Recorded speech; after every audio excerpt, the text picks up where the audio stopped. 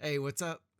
Thanks for checking out this clip from our latest podcast, which, by the way, is available wherever you download your podcast from.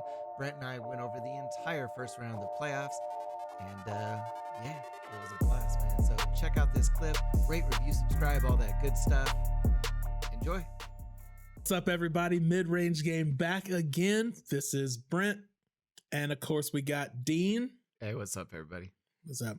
And we held off a little bit this week because we had the play-in games and we don't have time to do a video after everyone. So we're just going to do some reviews of the play-in tournament that has happened so far. And then we have the last one happening tonight. And then we're going to do a quick preview of the playoffs coming up because they are jumping right into it on Saturday. So, Dean. Yes, sir. What have you thought about the play-in tournament so far? Let's just start with the Eastern Conference. Let's just get them out of the way. We had the 9-10 game, which was the Pacers versus the Hornets, and we had the 8-9 game, which was the Wizards versus Celtics.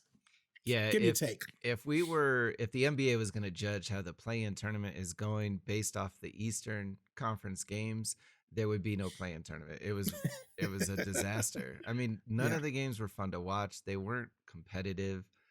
You know, last night with Indiana getting beat by Washington, Russ looked more like himself.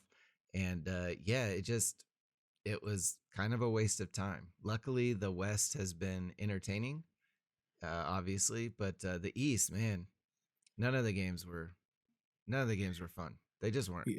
Yeah. The 9-10 game, you might as well just throw it totally in the trash. The Pacers beat the Hornets 144-117. You're not supposed to get those kind of points in the playoffs. Now, people can argue that the play-in tournaments aren't the playoffs. I don't know why. Have you heard, though, too, that another rule for the play-in tournaments are that the NBA is not counting any of the stats towards the regular season, and they're not counting the stats towards the playoffs. For historical stats, the play-ins will just be their own stat, which is... not because it's just kind of weird. So anyway, they're kind of playing purgatory. That 9-10 game was jacked. Yeah, it's weird. It's almost like the teams that had the 7th and 8th best records should have been in the playoffs. How about that? It's really weird, right? Yeah. So the Eastern Conference, they did kind of jacked up. They did have the Pacers went on to the next game. Hornets were out. And the Wizards played the Celtics, and the Celtics beat the Wizards, so they end up getting the 7th seed. Wizards were fighting the Pacers then for the 8th seed going into the playoffs, which is the seed they came in with. So the only team that kind of jumped seeds were the Celtics. They were the 9 seed. No, they were 7 seed. So they are 7 seed. So they sat where they Nothing are. changed. Nothing changed. And the Wizards beat the Pacers for the spot they already had, which was the 8th seed. Right. So the Eastern Conference ended up panning out exactly how it was. The Western Conference is next. All right, The Eastern Conference, we're done with those. Those were jacked up. All blowouts. Yeah, all blowouts. I mean, the Western Conference now, the 9-10 game had a touch of drama. All right, the Spurs versus the Memphis Grizzlies. Spurs are 10 seed, Grizzlies are 9 seed.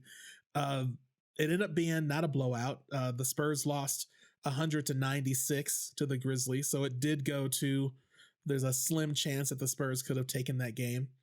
And then the highest rated show of the night, what everybody was waiting for, Lakers versus the Golden State Warriors, LeBron versus Curry.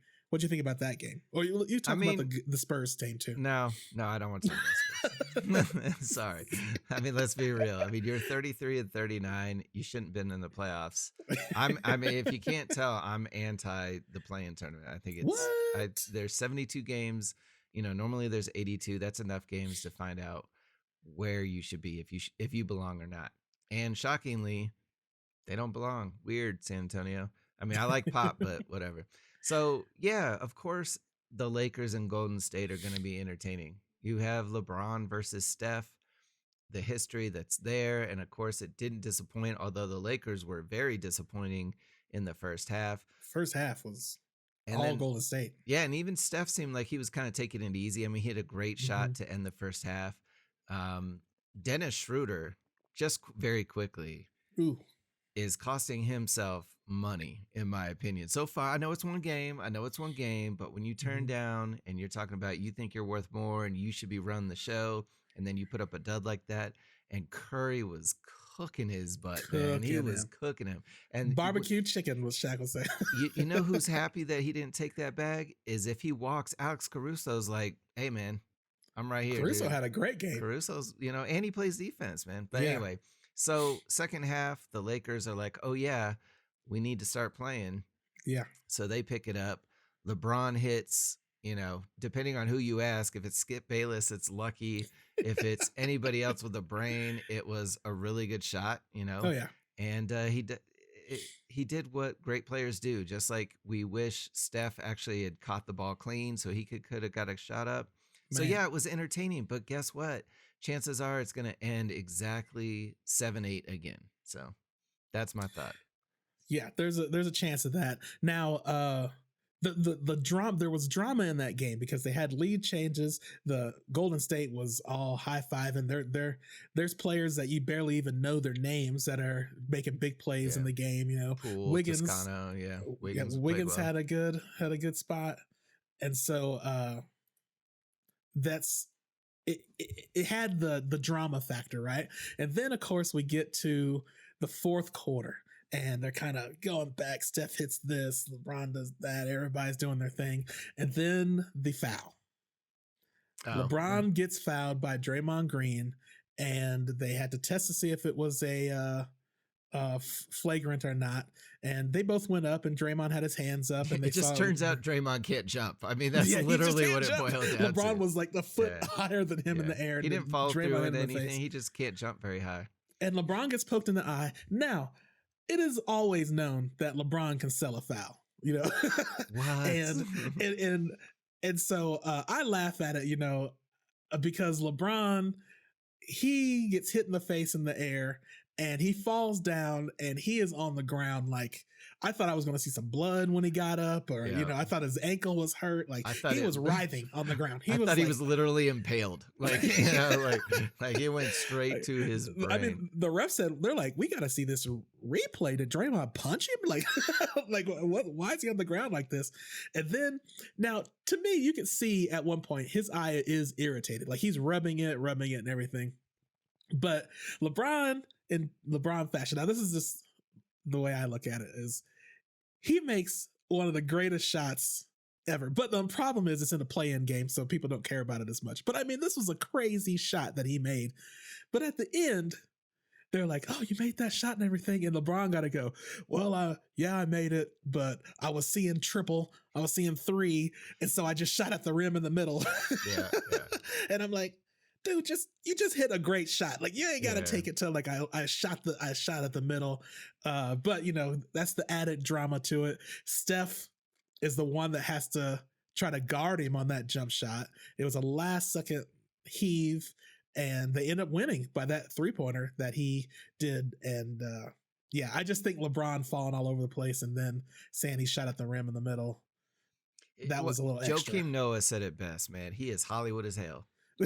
I mean, is LeBron James is Hollywood, man. He's got to sell everything, and really all he was doing was taking a little break. Let's be honest. Yeah, he was on the ground getting a breather, and then got up and was like, oh, "Let me do this." So but that game it sold its bill of goods. It lived up to every moment because nobody wanted to see Golden State get blown out by the Lakers, which was probably, if the Lakers were hitting on all cylinders going into that game and LeBron and them were healthy going into that game, that's probably what would have happened.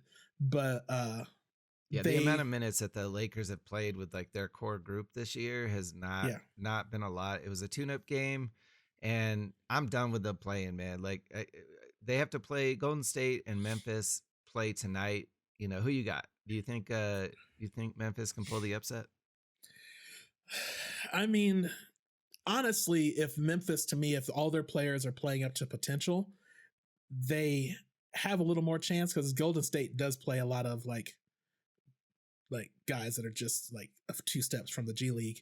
But the way the Golden State has been playing lately and their playoff experience with Steph and Draymond and things, I just think that they'll end up taking that game. So I think Golden State is going to win that game tonight, which in the end, the West is going to end up 7-8, just like the East is, and the play-in tournament was nothing other than, the money they made. The ratings on the Warriors Lakers game was really high. You said it best, man. It's the money. That's what it's all about. But the I listen to the NBA Ringer show with or the mismatch as it's called now with OKC and Verno. Verno, actually, the guy that is on that show, he covers the Memphis Grizzlies. Like that's his main gig, is to cover them.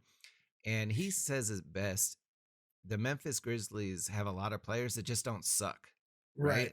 Like they are deep. Like they don't have sense. Ja and Triple J are their main two dudes, but all their dudes could play. Yeah. And Golden Dylan State Brooks was playing good his last game. I don't like that guy, but yeah, he did. Yeah, he had a good game. But Golden State doesn't have a lot of those guys. Right. Curry could carry him. Obviously, he's been playing amazing. But I got Memphis in the upset. I know I said most teams it's gonna shake out how it's gonna shake out, but I think Memphis has a real shot to win this game. So we'll see. They do. The winner gets to play Utah in the first round. So